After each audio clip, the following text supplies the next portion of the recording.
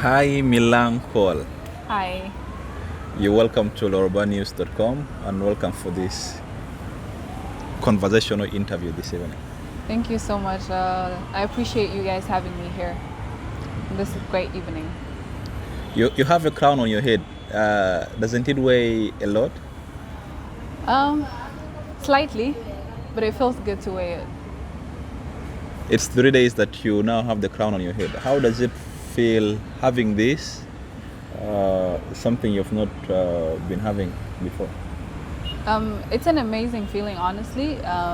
It's slightly scary as well because this is the first time I'm having something like this in my entire life, and I've never imagined myself holding a crown in my head like this. But it's an amazing feeling, honestly, and I'm so grateful for it.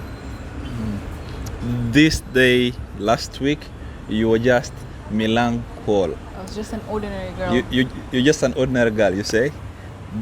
7 days later, you're Miss South Sudan. Who would have thought? Who would ever thought about it? Not even me. I didn't imagine that. But Does it evoke anything emotional? It does. It does really evoke a lot of emotional feelings, but not in a negative way, in a positive way, thank God. Because, like I said earlier, this is something I've never imagined myself doing before. And I didn't even put myself to be Miss South Sudan at any point, at any certain point. So it feels great to have this crown in my head and to, just be a different person from who I was last week. Okay. What made you join the contest, first of all? To be honest, I've never wanted to do anything concerning modeling or beauty pageants or any of that. I've never pictured myself doing that. The reason why I joined, Sarah approached me. I posted a picture. I tweeted a picture of me on Twitter, and it went viral. Hot and Juba posted it. Sarah saw it on her Twitter, and then she tweeted something on her tweet asking if anyone knows this girl, let her, inbox me and whatnot. So I texted her, and then she told me there's a beauty pageant going on and this and this. She told me about the whole Miss South Sudan Foundation, and I told her I'm not really interested, but I'll think about it and I will get back to you. And then I told my family, my friends about it, and they were pressuring me. You should join, you should. And they've been wanting me to do beauty pageants for the longest. So it was like an open door for them, opportunity for me to do it. And then they kept on pressuring me, until one night I was just laying there in bed, and I was like, you know what would I lose if I tried to sign up for this? And then I registered. So yeah, that's how it started.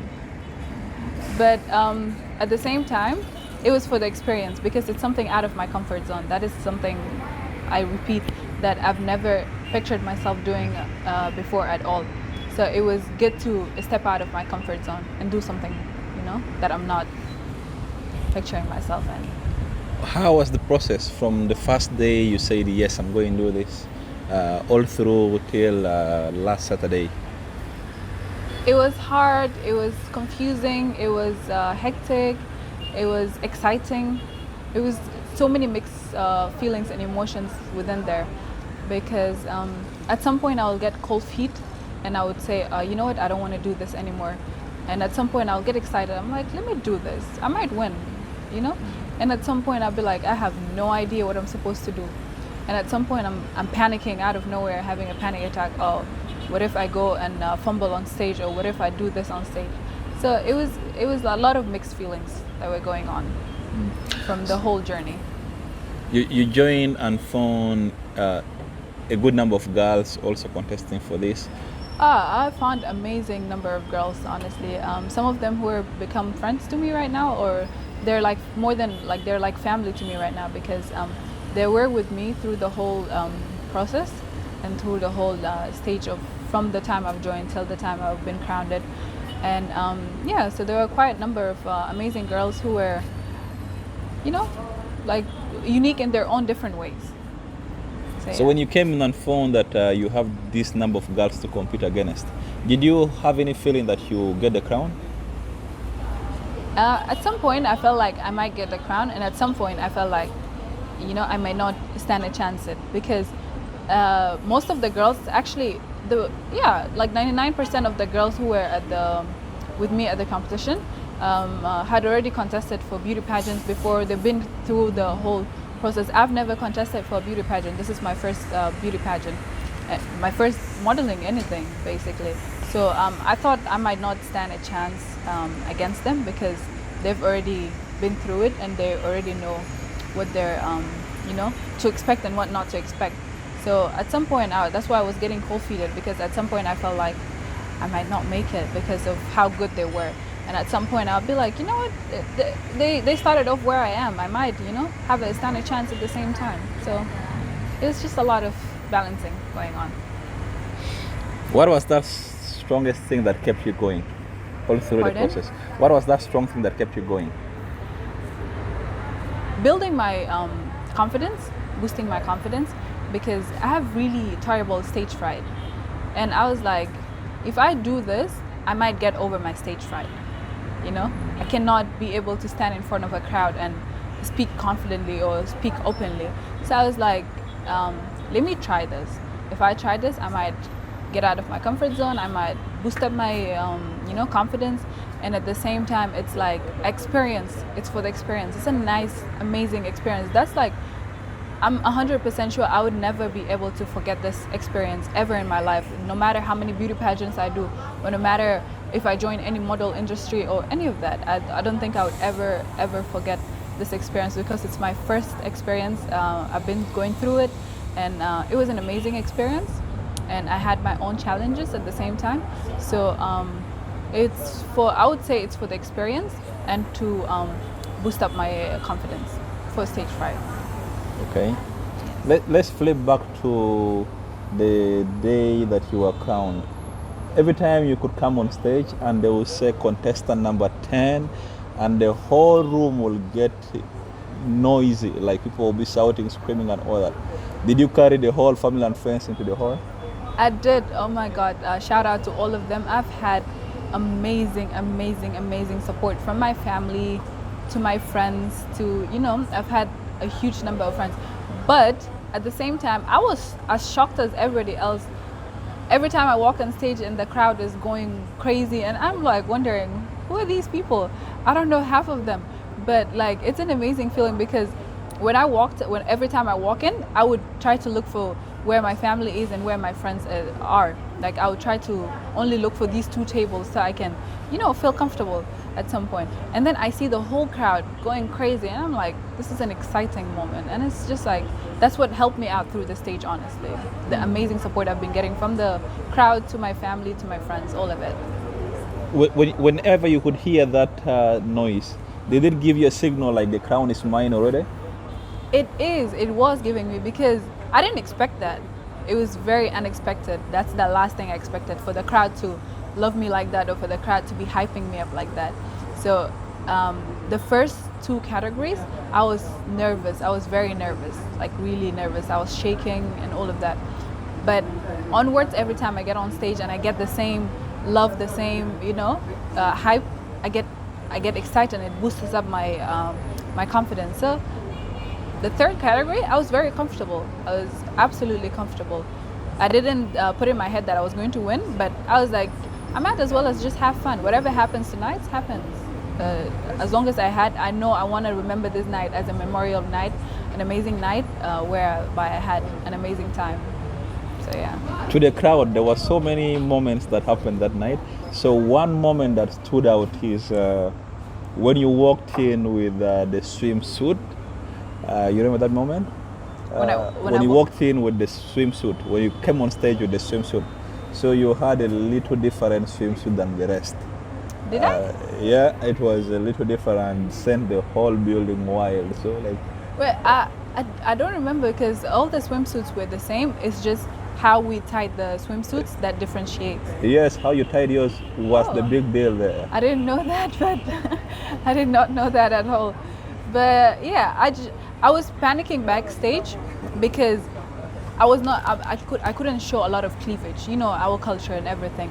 So I was having a panic attack, like really crazy panic attack. I didn't know how to tie my swimsuit, because I just got the material and I cut it by myself in the house. I cut it in the house, and I was like, okay, So this small part is going to be for the top, and then the big part obviously is going to be for the bottom, right? And then I never tried it, I never tied it. And then I go backstage the same day of the event, and I was trying to tie it, and I'm like, I think I'm showing a lot of meat out there.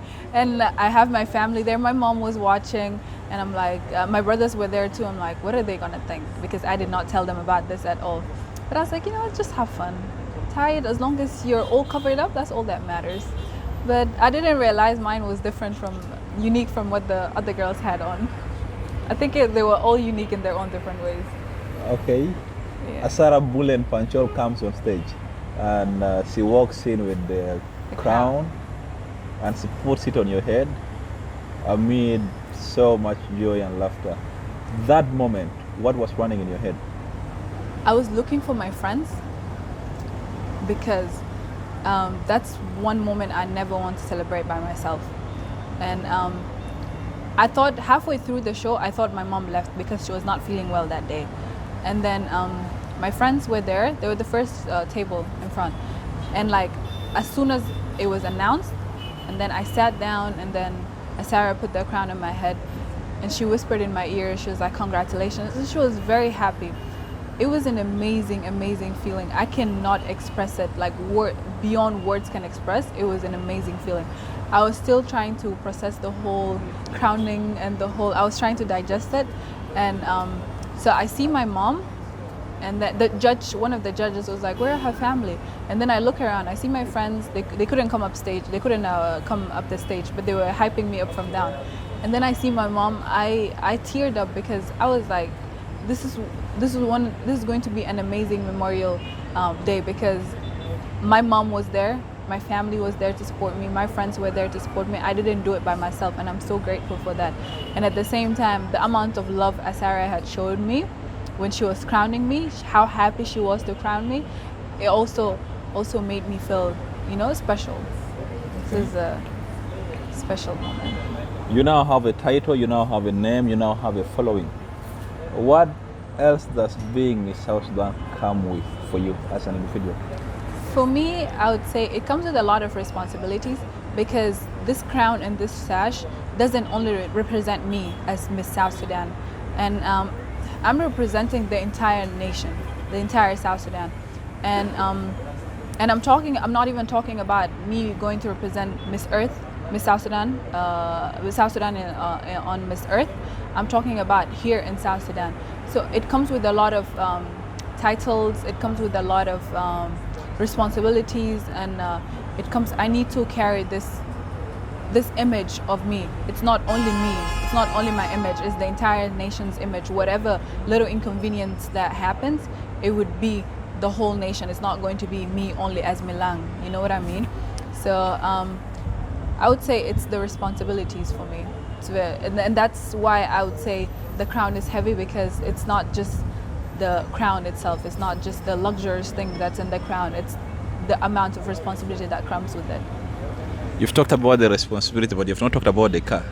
I've not talked about what? The car. The car. Oh, let's talk about the car. Yeah, the car. What do you want me to say about the car?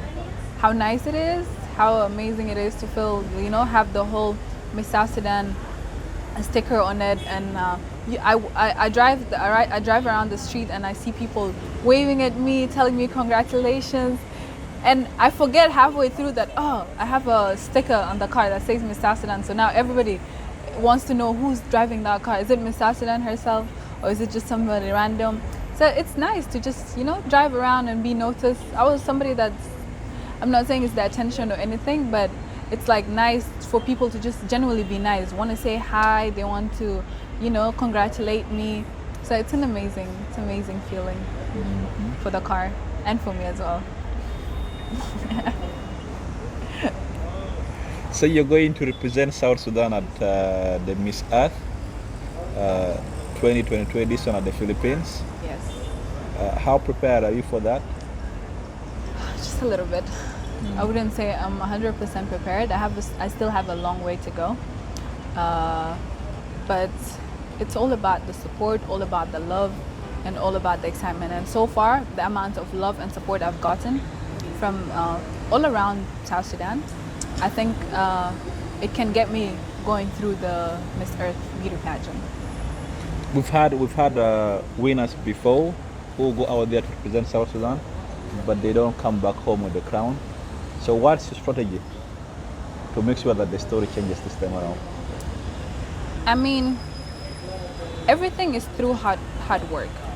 You can't just gain anything out of, nothing. You have to work hard and prove yourself that you're worth that crown, or you're worth anything in life, basically.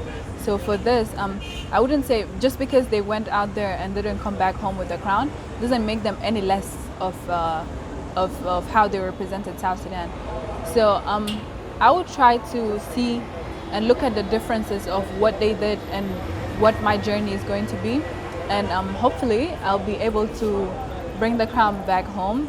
I really hope, and that's why I said earlier, with the support and all the love I'm getting right now, I would really hope that that's how it's going to boost up my journey in general, and to try and bring back the crown back home, because it would be an honor, a huge honor for me to bring the crown back home and make history for South Sudan. You're a celebrity now, and there's been so much talk about your pictures and all this. Have you started receiving stalkers yet? There was a page that was, I woke up today and my sister called me. She was like, hi, I just got a page on Facebook. And then I was like, what page was that? She was like, is that you? I'm like, I barely use Facebook like that. And she was like, there's a page with your name, Milankwal. I'm like, I don't have a page. And then I go on the page and I see my pictures. I see somebody writing things about my, just basically like they're me. And I'm like, huh. So we've already started with all of that, yeah. But it's only that one page that I felt some type of way about it. But at the same time, it's like, it's a fan page. That's how I look at it. As long as they're not writing anything inappropriate, as long as they're not insulting anybody, then I'm okay with it. But at the same time, it's low-key identity theft, because why don't you differentiate it with saying this is a fan page, or saying this is, rather than just writing my full name there and posting my pictures, and the exact same post that I post is the exact same writings that you're having. So this is the only thing I've been facing so far. And the negative comments, I'm not complaining at all, but there's that too. Have the men started coming? Pardon? Have the men started coming? I was going through one of the pictures that Hot and Juba posted, and they were like, can you please drop her WhatsApp number? So I've been getting a lot of that, and my phone is blowing up. I have no idea where these people are getting my number from, but I appreciate the love. Whoever has been calling me and I didn't pick up, please, I'm so sorry, but I really appreciate the love. That too. What would you advise a young girl who could be aspiring to be like you? Sorry, can you repeat yourself? What would you advise a young girl who would want to be like you, or who would want to wear a crown in the future? I would say, be comfortable in your own skin. Be comfortable in yourself. You don't have to wear a sash or a crown for you to be a queen. You're a queen in your own way. I think every girl is a queen in her own unique way. So I would tell them to just be confident enough to own up to themselves what they want and what they want to inspire in their lives. I feel like every girl should have their own requirements and their own standards of what they look at in life in general. And if your standards are in the right path, then you can be the best queen you can ever, be. And you don't have to wear a sash or crown for you to be a queen. And you need to just prove yourself that you're a queen regardless, with or without the crown. So I would say that. Okay. A year from now, we would most probably have a new Miss South Sudan. Yes. Until then, what do you plan to achieve? Until then, with the help of Miss South Sudan Foundation, hopefully we'd be achieving a lot, trying to create awareness to the young girls, to the young youth, trying to eradicate the plastic pollution, and all of that. So that's with the help with the Miss South Sudan Foundation, and hopefully we'll come up with a lot more projects to see how, we can make our country a better place. Okay.